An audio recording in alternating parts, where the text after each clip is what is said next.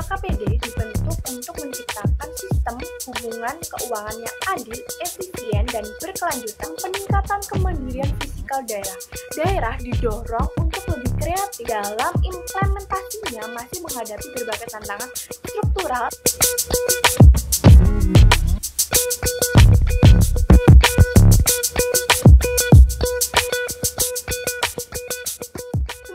Perkenalkan, nama saya Valerina Ninda Depuskita dengan NIM 174231001 dari Prodi Ilmu Politik. Nah, tujuan saya membuat video ini untuk memenuhi tugas UTS Politik Desentralisasi. Nah, saya bakal membahas atau menganalisis tentang hubungan keuangan antara pemerintah pusat dan pemerintah daerah yang biasanya disingkat dengan UU HKPD. Kepo kan? Yuk simak video selanjutnya.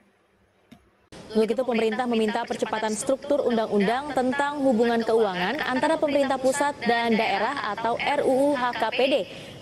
Nah, kebijakan desentralisasi melalui hubungan pemerintah pusat dan pemerintah daerah atau yang disingkat dengan UU HKPD dibentuk secara resmi pada tanggal 5 Januari 2022. Nah, saya bakal membagi 7 poin-poin penting dari UU HKPD ini. Yang pertama, tujuan kebijakan. UU HKPD dibentuk untuk menciptakan sistem hubungan keuangan yang adil, efisien, dan berkelanjutan antara pemerintah pusat dan pemerintah daerah. Nah, tujuan utamanya adalah mendorong kemandirian fiskal daerah serta memperbaiki distribusi sumber daya agar pelayanan publik dapat merata di seluruh wilayah Indonesia. Yang kedua, reformasi dana transfer ke daerah. Salah satu inti kebijakan ini adalah perubahan dalam pola transfer ke daerah yang selama ini dianggap tidak merata dan kurang berbasis pada kebutuhan. UU HKPD membagi dana alokasi umum atau DAU ke dalam dua komponen utama. Yang pertama, komponen kebutuhan fiskal yang didasarkan pada indikator pelayanan publik dan karakteristik daerah. Yang kedua, komponen kapasitas fiskal yang mengukur kemampuan daerah membiayai urusan wajibnya. Selain itu, daerah bagi hasil atau DPH diatur agar lebih transparan dan juga akurat. Ketiga, penyederhanaan pajak dan retribusi daerah. UU HKPD mencerdanakan struktur pajak dan retribusi daerah agar lebih mudah dipahami dan dikelola. Jenis pajak daerah diklasifikasikan menjadi 7 kelompok utama dari sebelumnya 16 jenis. Yang keempat, pembatasan belanja pegawai. Melalui undang-undang ini, daerah diwajibkan membatasi belanja pegawai maksimal 30% dari total belanja APBD.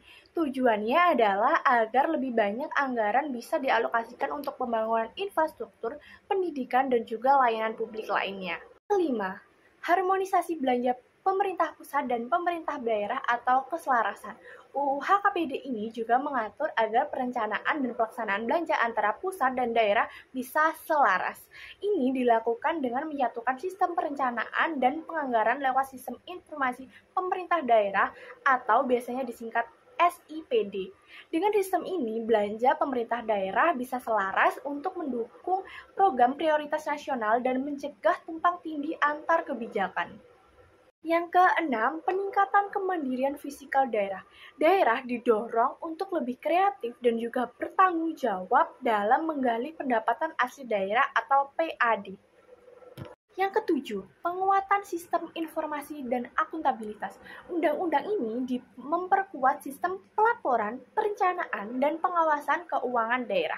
Semua daerah diwajibkan menggunakan sistem informasi yang terintegrasi secara nasional atau SIPD, sehingga pemerintah pusat dapat memantau dan juga mengawasi penggunaan anggaran daerah agar lebih bisa merata dan juga penggunaannya lebih terjamin.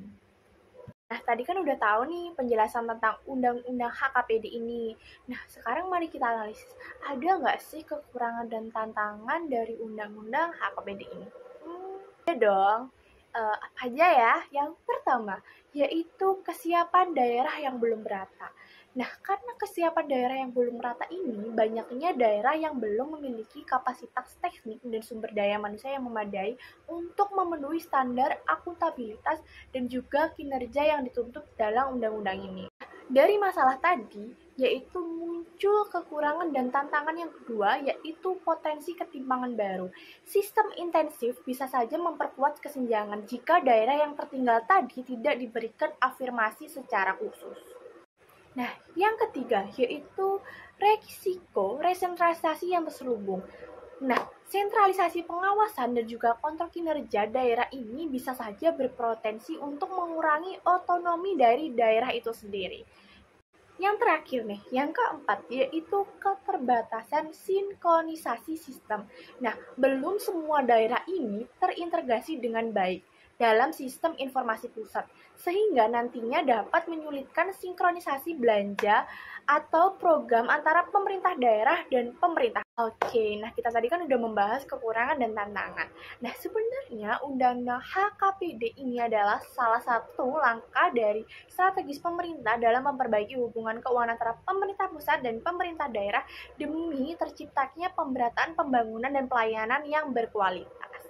Akan tetapi dalam implementasinya masih menghadapi berbagai tantangan struktural dan kapasitas di tingkat daerah itu sendiri. Nah, agar reformasi ini benar-benar bisa berdampak positif diperlukan yaitu yang pertama, penguatan kapasitas fisikal dan sumber daya pemerintah yang ada di daerah.